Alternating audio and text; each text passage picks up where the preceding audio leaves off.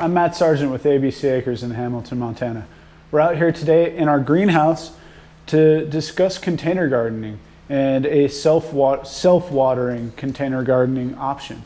This is a very elegant, simple solution that my friend Ray Eli in Louisville, Kentucky taught me. If you're in the area, you should look him up. He runs the local permaculture meetup group. Wealth of information and one of the most stunning permaculture properties you'll ever see. But aside from plugging my friend's awesome Permaculture Homestead, you might be thinking, why on earth would ABC Acres be utilizing container gardening? They're on like 80 acres. They have all sorts of land available. Well, we've just ordered more citrus and tropical trees that we'll be putting in these beds. So real estate is starting to get taken up in our permaculture greenhouse beds, and we're going to be planting a lot of ashwagandha. And you can see this plant here is real bushy. It takes up a lot of real estate itself, tremendous medicinal value, but all of a sudden we're like, oh my goodness, we don't have any room to grow in the greenhouse. We need to expand, because with the amount of heat-loving plants that we want to grow between our high tunnels and our greenhouse, we just ran out of room. And that's when I remembered Ray's trick. And so we're going to be using these these buckets to grow cucumbers and eggplants, and the cucumbers will trellis on tomato strings up to the ceiling. It's going to be awesome. I can't wait to show you in a couple months how green and vibrant this place is going to be. But these self-watering container gardens are real simple. We were able to put these all together for free. All you need are 2 buckets, a yogurt cup, or you can actually buy a fancy net cup. Most greenhouse supplies sell them, Amazon sells them. It's basically the same thing, just with mesh. They're used commonly in hydroponics and aquaponics. And a piece of PVC. Basically, bucket 1 acts as a reservoir. Water sits in the bottom of it. Bucket 2 has this cup in it with a bunch of different holes that allows access to the reservoir. And then the piece of PVC, you can see right here sticking out the top, allows you to fill your reservoir. Pretty simple. You might need to buy some PVC. Food grade buckets, you should be able to source at most restaurants. They have all sorts of these. We got like 60, no problem. We're going to be getting another 60 from the same restaurant in the coming weeks. Our goal is to have this whole bed here lined with them.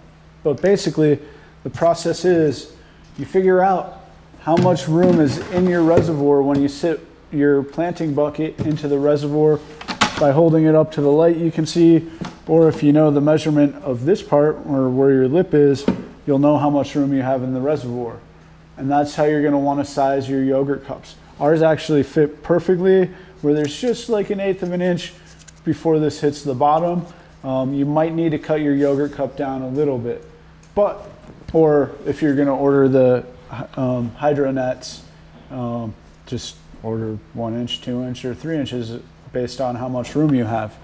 And then you need a measurement of the diameter of your cup. And once you have that diameter, you then cut a hole in the bottom of your planting bucket. Ours happened to be a perfect 2 inches. We just used a 2-inch circle bit on a drill, no big deal. And our PVC was 1 inch, so 1-inch drill bit there. All right, that's super simple. You should be able to do that. Next, you put your cup with a bunch of holes in it so it has access to the water. I don't know if you can see that, but kind of looks like Swiss cheese. That sits in there like that. You put it in the bucket, and then you need to measure how much room it is from here to the bottom, and then leave 1 inch so your watering PVC sticks out a little bit. And then you cut your PVC to length. Important part when you're cutting your PVC to length is you don't want both ends at a 90-degree angle. The angle that goes into the bucket, you want at a 45 degree. Basically, when you stick it in there, you don't want it sitting flush on the bucket. You want water to be able to come out and fill the reservoir. And then you stick your PVC into the bucket. Super simple, right? Next, you fill your planting bucket with a potting mix. It's important not to use soil. Soil's too dense and it's not going to allow the wicking that you're looking for. And you really want something loose, fluffy, that the roots will be able to penetrate down and it'll help wick water up. So you're going to use a potting mix. Along those lines, since it's a potting mix, you're going to need to use some sort of fertilizer. As always, we recommend organic fertilizers. We're just using Espoma Organic Garden Tone. It works great. Add the fertilizer just on the top because it will work its way down through watering. And you're just going to mix that in following the directions. In our case, with this specific fertilizer, it's 3 tablespoons. We kind of mix that into the top ½ inch, and then we planted our little baby cucumber. It is important to note that right when you transplant something into this and they have still immature root systems, that you are going to want to top water it a little bit. Oh, I did skip an important part. Let me back up a little bit. With the reservoir, once you know the amount of room that you have in the reservoir, you're going to need to take a simple drill bit and drill 1 or 2 holes. I don't know if you can see that. Right where your planting bucket is going to sit. And this is going to act as an overflow. So when you're putting water down the PVC pipe, as soon as you see water coming out this overflow, I'll show you right here. Hopefully you can see this.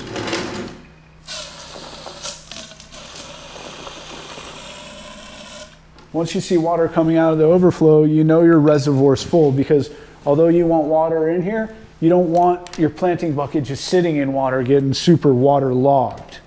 And then if you have the lids, you can conserve even more moisture by cutting a hole where the PVC is sticking out and where your plant's going to go, and putting a lid on top of this. That way you're not losing water to evaporation. But that's your super simple self-watering container buckets. If you have any questions or comments, as always, feel free to leave a note in the comments. We love to hear from you. And until next time, happy growing.